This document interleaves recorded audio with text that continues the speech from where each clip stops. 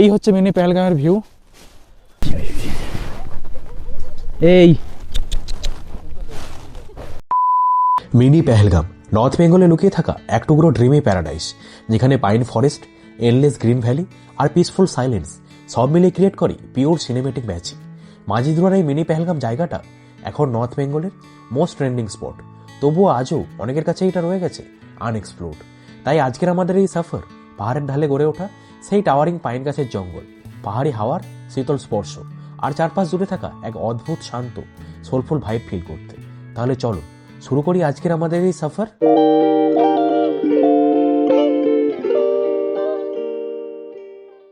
আজ 16th of December 2025 সকাল 10টা শুরু করছি আরও একটা সফর। তো আগের ভিডিওতে দেখিয়েছি দার্জিলিংয়ের ছোটো ছোটো কয়েকটা গ্রাম লাইক লামাহাটা, তিনচুলে অ্যান্ড বারাবাঙ্গুয়া। তো যারা আগের ভিডিওটা দেখোনি এন্ড স্ক্রিনে আমি অ্যাড করে দিচ্ছি, গিয়ে দেখে আসতে পারো।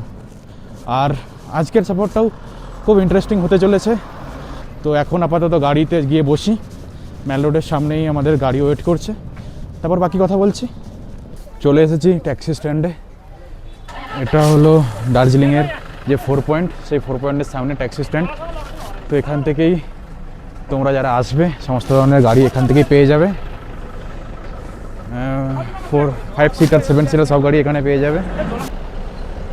এই ইনোভাটা আমরা বুক করেছি, তো এই গাড়িতে করেই আমরা আজকে ঘুরবো।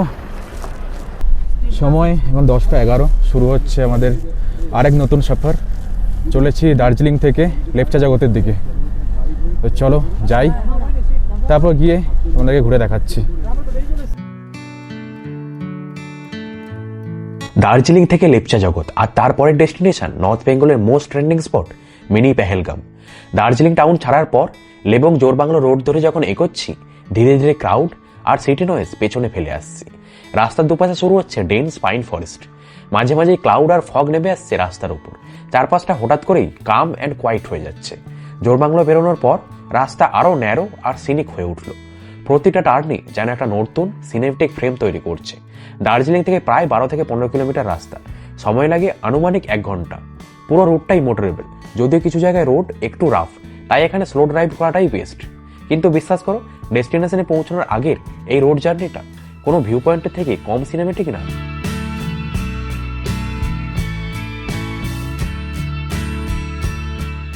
চলে এসেছি লেপচা জগৎ। ভেতরে এই যে পেছনে দেখতে পাচ্ছ পুরো পাইন ফরেস্ট। আর এন্ট্রি প্রাইস এই যে টিকিট কেটে নিয়েছি 20 টাকা পার পারসন টিকিট। এই হচ্ছে লেপচা জগৎ। এখানে একটা হ্যাঙ্গিং ব্রিজ মতো রয়েছে, আর পেছন দিকে জাস্ট পাইন ফরেস্ট, আর তেমন কিছু এখানে নেই। এই পাইন ফরেস্টই লেপচা জগৎ। যতটা উপরে যাবে পুরোটা জুড়েই পাইন ফরেস্টই রয়েছে জাস্ট। আর এই দিকে আমাদের রয়েছে মেন রোড, এদিক থেকে আমরা এলাম। এই যে গাড়ি পার্কিংয়ে রয়েছে। আর অনেক মানুষই এসেছে এই হ্যাঙ্গিং ব্রিজের এক্সপিরিয়েন্স করছে অনেকে। পাইন গাছের নিচে পাইন গাছের নিচে দাঁড়িয়ে ছবি তুলছে। আর ওই যে মা ওখানে ব্রিজে উঠে গেছে। আর একটা সিক্রেট ব্যাপার, আমি টিকিট কেটেছি, এন্ট্রি পয়েন্ট দিয়ে ঢুকেছি, মা নো এন্ট্রি দিয়ে ঢুকে টিকিট কাটেনি, ঢুকে গেছে। ভাবো 20 টাকার জন্য এরকম করছে। যদিও জানতো না যে টিকিট লাগলে হয়তো কেটেই ঢুকতো, বা আমিও টিকিট কেটেই আসতে বলতাম। আমি টিকিট কাটতে গেছি এন্ট্রি পয়েন্টে, যেই দিক দিয়ে এক্সিট সেদিক দিয়ে মা ঢুকে গেছে। জানেও না যে টিকিট কাটতে লাগে বা টিকিট লাগছে এখানে। যাই হোক, আমি যাওয়ার সময় টিকিট অবভিয়াসলি দিয়ে দেবো। 20 টাকার জন্য চিন্দি চুরি তো করবো না অবভিয়াসলি। ঠিক আছে, চলো এবার তোমাদেরকে ওপরে উঠে দেখাচ্ছি। অনেকেই যে এখানে আছে এসে ছবি তুলছে পাইন গাছের নিচে দাঁড়িয়ে। জাস্ট এটাই, পাইন ফরেস্ট, পাইন গাছ ছাড়া এখানে আর তেমন কিছু নেই দেখার মতো। তেমন কিছু কেন বলছি, আর অবভিয়াসলি আর কিছুই নেই, পাইন ফরেস্টই শুধু। আর এই যে হ্যাঙ্গিং ব্রিজ অ্যাডভান্স হিসেবে এমন কিছু না, এই হ্যাঙ্গিং ব্রিজ রয়েছে একটা। এই গাছ থেকে সাপোর্ট নিয়ে ওই দূরের যে পাইন গাছ সেখানে সাপোর্ট নিয়ে মাঝে একটা হ্যাঙ্গিং টাইপসের একটা ব্রিজ। লিমিটেশন 2 জন করে ছাড়া বেশি যাওয়া যায় না। এই হলো হ্যাঙ্গিং ব্রিজ। তো চলো হ্যাঙ্গিং ব্রিজের উপরটাই যাই, দেখি কেমন এক্সপিরিয়েন্স হয়। মা অলরেডি ওখানে উঠে দাঁড়িয়ে রয়েছে। এই এদিক থেকে এন্ট্রি, ওখানে টিকিট কাউন্টার, ওদিক থেকে কেটে এই নিচ দিয়ে এদিকে এলাম। এবার হচ্ছে এদিকে হ্যাঙ্গিং ব্রিজ যেটা দেখালাম, চলো উপরে উঠি।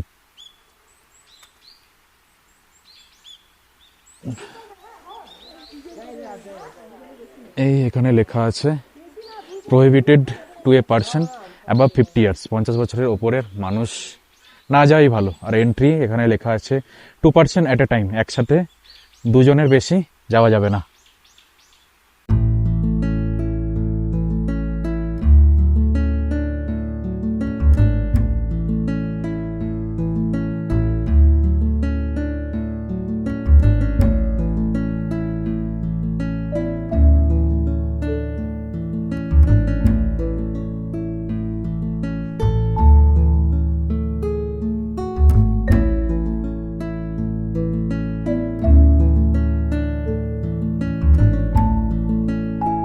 ব্যাস হয়ে গেল, 1 মিনিটের ব্রিজ পার করার জন্য 20 টাকা টিকিট। আর এই পাইন ফরেস্ট তো কালকে দেখেওছিলাম, কী যেন জায়গাটার নাম, হাটাইকা ফরেস্টে। তো কালকের সেই ভিডিও অলরেডি আপলোড করে দিয়েছে ইউটিউবে, ভিডিও লিঙ্ক ডেসক্রিপশানসে থাকছে আর এন্ড স্ক্রিনে অ্যাড করে দেবো। তো এই ভিডিও শেষে গিয়ে দেখে নিতে পারো। নিচে নেমে এলাম, এদিকে রয়েছে এরকম ছোটোখাটো কয়েকটা দোকান স্টল। এইটা তো পার্কিং আগেই দেখালাম। একটা রয়েছে মোমো ম্যাগি সব পাওয়া যায়। ওকে, এদিকে দোকান রয়েছে ছোটোখাটো অনেক কটা। তো চাইলে এখান থেকে চা, কফি, ম্যাগি ট্রাই করতে পারো। আমি 1 কাপ চা নিয়ে নিয়েছি। বেশ ঠান্ডা, কিন্তু এখানে বেশ ঠান্ডা লাগছে, নাক ফাক বন্ধ হয়ে যাচ্ছে। আর এই দার্জিলিং বা আশেপাশের এই ছোটো গ্রামগুলোতে এলে কিছু খাও বা না খাও, বা কিছু ট্রাই করো বা না করো, চা আর মোমোটা ট্রাই করো। মোমোর টেস্ট এখানে অসাধারণ হয়। আর চা তো বলে কথা নেই, এখানে চারদিকে চা চাষ।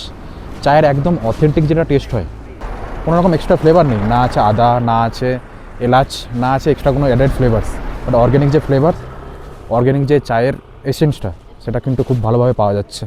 यहाँ पे चाय वगैरह, मोमो वगैरह सब मिल जाता है। आपका नाम क्या है?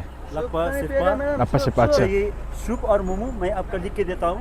किसी का पसंद नहीं आया पैसा पूरा रिटर्न। ओके, भैया बोल रहा है कि अगर मोमो का टेस्ट हमें अच्छा नहीं लगा, না আমাদেরকে মোমো টেস্ট যদি ভালো না লাগে, দাদা আমাদের থেকে মোমো টাকা নেবে না, তাই তো ভাইয়া? এই है ना? ओके, किसी का सूप और मैगी लिख के देता हूँ। ओके, और प्राइस वगैरह बोल दीजिए। Chicken momo 70, veg momo 50। Chicken momo 70 টাকা আর ভেজ মোমো 50 টাকা, আর এর সাথে স্যুপ ফ্রি, তাই তো? ওকে,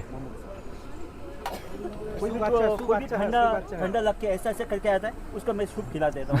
मोमो खाया ना खाया। এই যে 1 প্লেট মোমো নিয়ে নিয়েছি, মা মোমো নিয়ে নিয়েছে, আর বাপি ওদিকে চা খাচ্ছে। চায়ের টেস্টও যেরকম বললাম অথেন্টিক টেস্ট, একদম চায়ের টেস্টটাও খুব অসাধারণ। আর মোমো ক পিস রয়েছে? 1 2 3 4 5 6 7 8 পিস রয়েছে। 8 পিসের চিকেন মোমো 70 টাকা, আর তার সাথে এই স্যুপ।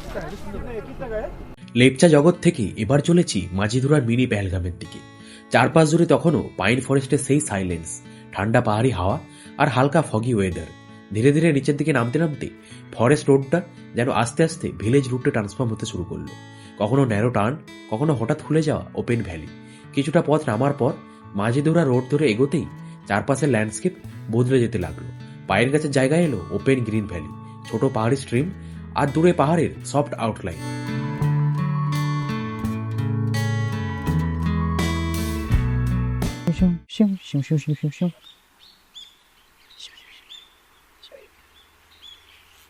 এই লেপচা জগৎ থেকে এবার চলে এলাম পেহেলগাঁও। না, এটা কাশ্মীরের পেহেলগাঁও না, সেটাও পরে কখনো যাব, দেখাবো। বাট এখন আছি আপাতত এই লেপচা জগতের সামনেই পেহেলগাঁও।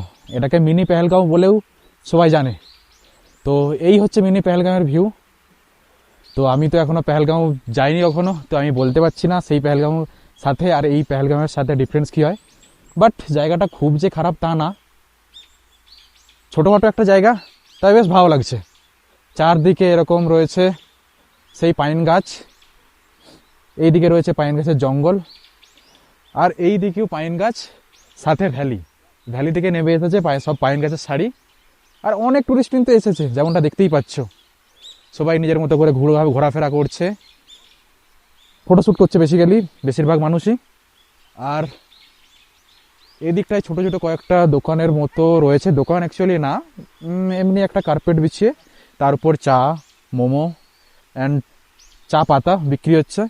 অ্যাকচুয়ালি এই জায়গাটা তো খুব একটা পপুলার ছিল না, ধীরে ধীরে পপুলার হচ্ছে। আস্তে আস্তে কিছুদিন পর এইসব জায়গায় দোকানও হয়ে যাবে। তো এই হলো পেহেলগাঁও। এবার ক্যামেরাটা ঘুরিয়ে সিনেমেটিক স্টাইলে তোমাদের কয়েকটা ফুটেজ শেয়ার করছি।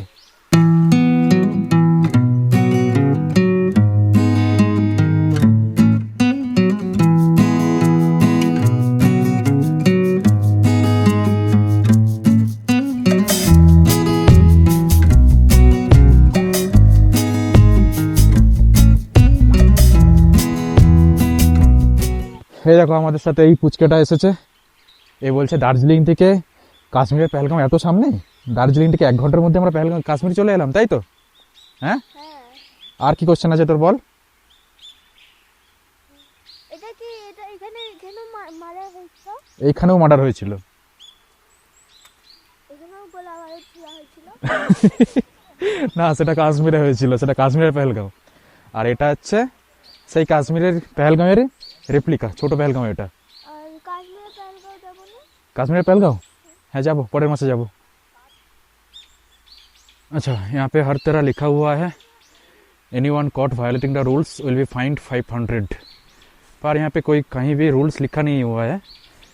पर ये भैया से अभी पूछा मैंने कि रूल्स क्या है, इन्होंने बोला कि गंदा नहीं करना है, लकड़ी वगैरह नहीं जलाना है, और यहाँ डस्टबिन जगह जगह है, डस्टबिन यूज़ करना है, यही ना भैया? हाँ, यही है रूल्स। बेसिकली নোংরা করা যাবে না। জায়গায় জায়গায় কিছু লোক এসে এখানে ওই কাঠ ফাট জ্বালিয়েছে। তো ফরেস্ট এরিয়া বুঝতেই পারছো, তো আগুন জ্বললে শুকনো শুকনো জায়গা থাকলে সেখানেও আগুন লেগে যেতে পারে। তো বেসিক্যালি এটাই, নোংরা করা যাবে না। জায়গায় জায়গায় ডাস্টবিন দেওয়া রয়েছে, লাইক দ্যাট, এরকম ডাস্টবিন অনেক জায়গায় দেওয়া রয়েছে। এই ডাস্টবিনগুলো ইউজ করতে হবে আর পরিষ্কার পরিচ্ছন্ন রাখতে হবে, দ্যাটস ইট। মিনি পেহেলগাঁও দেখে উঠে আসছি, অনেকটাই উঁচু জায়গাটা। এই নিচে দেখতে পাচ্ছ, এইটা নিচেটা ভ্যালি, ওই পাইন গাছের সাইডে দেখা যাচ্ছে, ওদিকটাই মিনি পেহেলগাঁও। আর এই যে উপরে উঠে এলাম, এখানে রয়েছে স্কুল, মেবি একটা স্কুল রয়েছে এদিকে, স্কুল না, সরি স্কুল না, কলেজ। আর এই দিকটাতে রয়েছে কিছু বাড়ি আর হোমস্টে, আই ডোন্ট নো। আর এই দিকটা রয়েছে পার্কিং, আমাদের গাড়ি এদিকটা রয়েছে। আর পেছন দিকে এই দিকটা থেকে আমরা নেমে এলাম, এই দিকটায় উপরে দেখা যাচ্ছে, এদিকটায় মেন রোড। এদিক থেকে এই যে লাইন, এই লাইন বরাবর নেমে এদিকে এলাম। দেন এখানে পার্কিং, পার্কিংয়ের পর এরকম একটা ওপেন ফিল্ড রয়েছে। তারপর পেছনে এই যে ভ্যালি নিচের দিকে নেমে গেছে, এখান থেকে নিচে গিয়ে ওই যেটাকে বলে মিনি পেহেলগাম, এই দিকটাতে রয়েছে ওটা। তো চলো দেখালাম তোমাদেরকে পাইন গাছের শাড়ি, মিনি পেহেলগাম কেমন লাগে দেখতে। আর এখানে মানুষজনের সাথে কথা বলে যেটা বুঝলাম সেটা হলো এই জায়গাটা খুব এখনও পপুলার হয়নি, ধীরে ধীরে পপুলার হচ্ছে। আর যেরকমটা দেখালাম ছোটোখাটো কয়েকটা ওই ম্যাট মুটো বিছিয়ে চা কফি বিক্রি করছে, বাট আস্তে আস্তে মানুষজন ভালোই আসছে এখন দেখতে পাচ্ছি। তো তোমরা যখন আসবে 2 মাস 4 মাস 6 মাস পর, তখন অবভিয়াসলি জায়গাটা পপুলার হয়ে যাবে আর দোকানপাতিও হয়ে যাবে, দেখতে পাবে। আর অ্যাজ ওয়েল অ্যাজ এদিকে যে বাড়িগুলো রয়েছে, এই বাড়িগুলোও তখন হোমস্টেতে ডাইভার্ট হয়ে যাবে, তখন এখানে এসেও তোমরা থাকতে পারো। এখন হোমস্টে আছে কি নেই আমি বলতে পারছি না ফর শিওর, বাট আজ থেকে 1 বছর পর ফর শিওর এইগুলো হোমস্টেতে ডাইভার্ট হয়ে যাবে। তো তখন এসে তোমরা এখানে থাকতেই পারো আর ফিল নিতে পারো এই মিনি পেহেলগাঁও, এই ভ্যালি আর এই পাইন ফরেস্টের। আর আগের ভিডিওগুলোতে আমি দার্জিলিংয়ে আরও কয়েকটা গ্রামের ভিডিও পোস্ট অলরেডি করে দিয়েছি, যেমন লামাহাটা রয়েছে, তিনচুলে রয়েছে, বারামাংবা বলে একটা জায়গা রয়েছে যেখানে অরেঞ্জ গার্ডেন রয়েছে। সেই ভিডিওগুলো অলরেডি আমার চ্যানেলে আপলোড করা রয়েছে, আমি ডেসক্রিপশন বক্সে অ্যান্ড এন্ড স্ক্রিনে অ্যাড করে দিচ্ছি, গিয়ে দেখে নিও। আই হোপ ভালো লাগবে তোমাদের। তো চলো এবার গাড়িতে গিয়ে বসি। মিনি পেহেলগাম আর লেপচা জগৎ নর্থ বেঙ্গলের এমন কিছু জায়গা যেখানে এসে শুধু দেখা নয়, নেচারকে ফিল করতে হয়। ক্রাউড থেকে দূরে, নয়েজ থেকে অনেকটা আলাদা। এখানে সময় যেন একটু ধীরেই চলে আর মনটা নিজের মতো করেই শান্ত হয়ে যায়। এই জায়গাগুলো আমাদের আবারও মনে করিয়ে দেয় sometimes we all need is silence, endless green valleys আর পাহাড়ি হাওয়ায় একটা দীর্ঘ নিঃশ্বাস। তোমাদের সাথে এই এক্সপিরিয়েন্সটা শেয়ার করতে পেরে I am really very grateful. ভিডিওটা যদি ভালো লেগে থাকে লাইক, শেয়ার আর চ্যানেলটাকে সাবস্ক্রাইব করতে ভুলো না। পরবর্তী ভিডিওতে দেখা হবে সীমানা ভিউ পয়েন্ট, যেখানে মাত্র একটা সীমারেখা আলাদা করে দিয়েছে ইন্ডিয়া আর নেপালকে। এক পাশে নেপাল আর অন্য পাশে ইন্ডিয়া, এমনকি বর্ডার ক্রস করে নেপাল ঘুরেও দেখাবো। Until then, keep travelling, keep exploring. Neel Safar signing out.